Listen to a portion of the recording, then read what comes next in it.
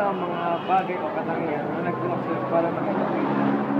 Siya yung paborito kong superhero kasi inuuna niya yung mga estudyante niya kasi sa sarili niya. Tapos binibigyan niya ng hope and binibigyan niya ng pag-asa. Tapos binibigyan niya sila ng mga bagay na hindi nila kayang makuha sa iba.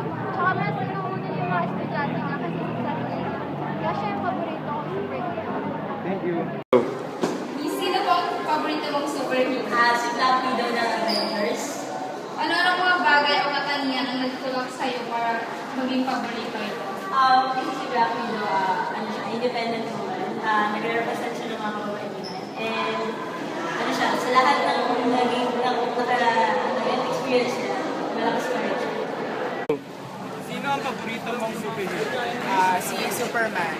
Ano ang mga bagay o katangian na nagtulak sa iyo para maging paborito? Kasi bukod sa lagi ko pinapanood yung mga movies niya, kasi yung name niya na Superman, ibig sabihin, parang para sa akin, kakaiba. At saka may mga power siya na parang, parang siya lang yung merong gano'n, parang exceptional. Kasi ibang superhero. So, unique yan.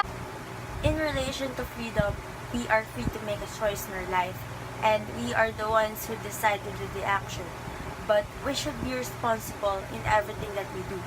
We should be responsible in the consequences that might happen due to our actions. Through freedom, we're able to do the things we want. But it still depends on ourselves if these things are the one who will help us to become the good superhero and not the villain of our story. We have the power to be the best version of ourselves.